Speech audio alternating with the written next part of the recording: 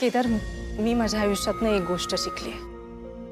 जर आपलं एखाद्या व्यक्तीवर प्रेम असेल तर ते प्रेम व्यक्त करावं, त्या प्रेमाबद्दल समोरच्या माणसाला कळायला हवं। कारण जर वेळ निघून गेली तर फक्त पश्चाताप हाती लागतो, बाकी काही नाही।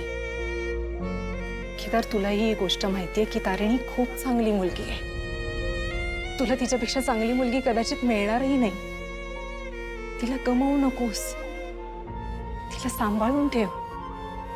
माझं असं म्हणणं अजिबात नाहीये की डिवोर्स घेणं हे चुकीचं आहे। जर तुम्हाला त्रास होत असेल, जर एखाद्या नात्यात तुमचा जीव घुसमटत असेल तर त्रास सहन करून आयुष्य काढणं हे बरोबर आहे, असं माझं म्हणणंच नाहीये। पण डिवोर्स हा शेवटचा पर्याय आहे केदार, पहिला नाही।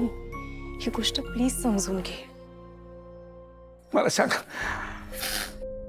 केदारवर तुझं खरंच प्रेम आहे ना ग बाळा?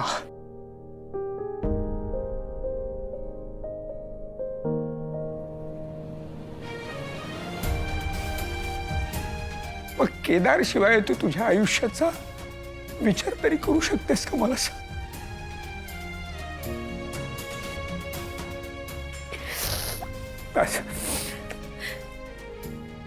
हे बघ, मी आत्ताच केदारकडनं एक वचन घेतलंय आणि तर तुझ्याकडनं सुद्धा मला एक वचन हवंय। इथून पुढे तुमच्या आयुष्यामध्ये काही झालं, कितीही तुमची भांडणं झाली, वाद झाले, किती एकमेकांवर रागावला, चिडलात, काही झालं तरी इथून पुढे तू हा असला काही विचित्र विचार करणार नाही। आणि हे मी केदारचा बाबा म्हणून नाही, तुझा बाबा म्हणून तुला सांगतोय। अगं, तुम्हाला एकमेकांपेक्षा चांगला जोडीदार शोधून सापडणार नाहीये तारिणी, कळतंय का तुला?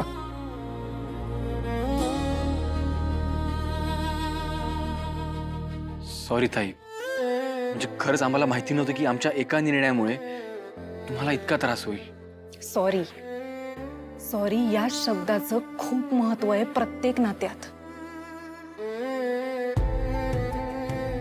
आणि आज जो तुम्ही विचार केलाय ना, विचार मनातनं काढून टाक केदार।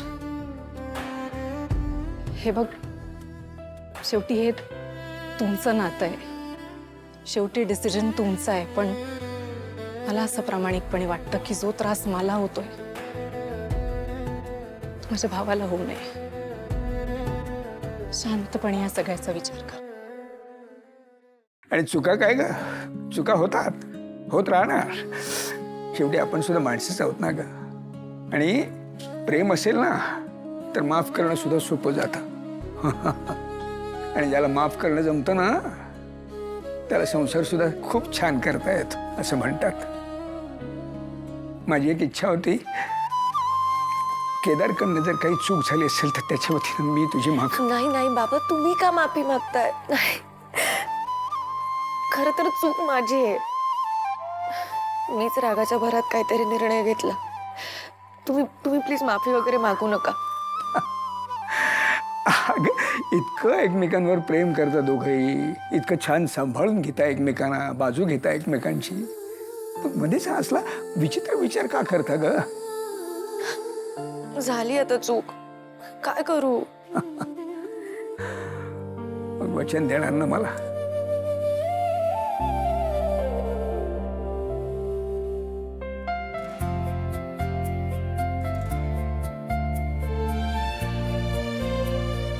शाबास, असं शेवटपर्यंत छान एकत्र राहा आणि अगदी सुखाने संसार करा।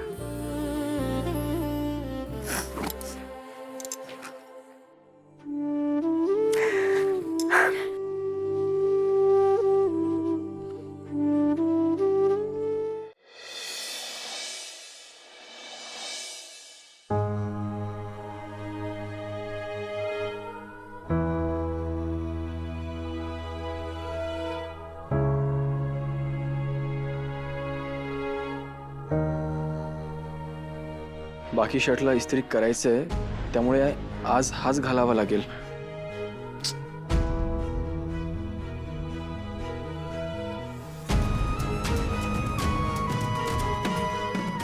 चहा सोबत ठेवला असता तर थंड झाला असता। नाश्ता करून झाला की चहा घेशील। त्यालाही तुझ्यासोबत कुठे राहायचंय, म्हणून तर त्यानेही सही केली ह्यावर.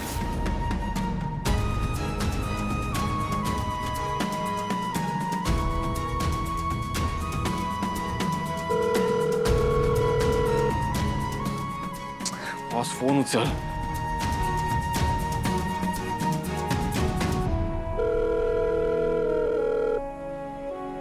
हे सगळं त्या सहीमुळे झालंय. एकतर ती सही कोणी केली हे माहिती पण नाही मला, त्यामुळे बॉसला काही सांगताही येत नाहीये. हा गैरसमज तिचा कसा दूर करू मी, काहीच कळत नाहीये. जैन बॉस. गुलाबचं काय स्टेटस आहे? मी सांगितलं तसं काल त्याला इन्सुलिनचे इंजेक्शन दिलं होतं. तेव्हापासून त्याला खायलाही दिलेलं नाही आणि झोपूही दिलेलं नाही. म्हणजे त्याच्या शरीरातलं ग्लुकोजचं प्रमाण कमी झालं असून आणि मेंदू चालण्यासाठी त्याला ग्लुकोजची गरज लागणार. बॉस डायरेक्ट मेंदूशी खेळताय तुम्ही त्याच्या. दुसरा कुठला ऑप्शनच नाहीये, कारण आपल्याकडे ह्या माणसांना बाकी कशाचा फरक पडत नाही. त्यांची शारीरिक सहनशक्ती खूप असते, त्याच्यामुळे वेदना, मरण या गोष्टीची भीती नसते त्यांना. आता तरी तोंड उघडतोय का बघू.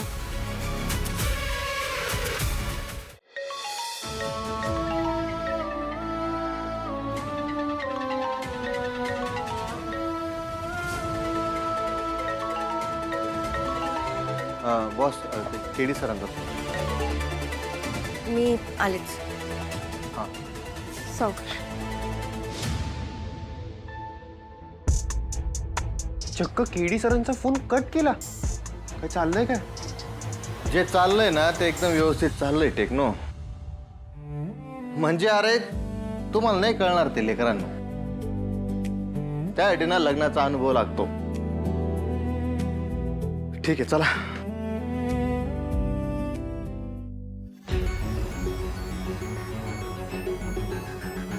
काकू, काय रे? तुम्ही तारिणीला बघितलं का कुठे? नाही, पण तुला नाश्ता हवाय का? मी देते. नाही, नाश्ता तर मी केलाय. तिने रूम मध्येच ठेवला होता ऑलरेडी. मला वाटलं ती इकडे किचन मध्ये वगैरे आली आहे का. अरे ती आश्रमात गेली असेल, तू फोन करून बघ ना. हां, मी विचारतो. काय होतंय ते सांग, मी आहे रूम मध्ये. हो.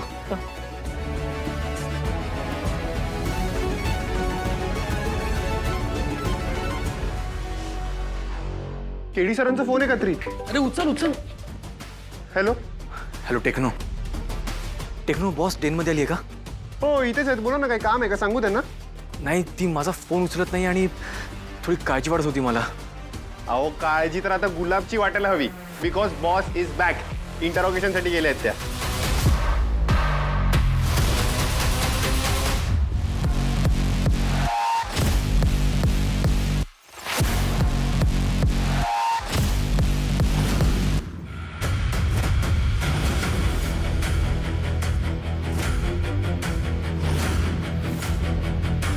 कोण आहे?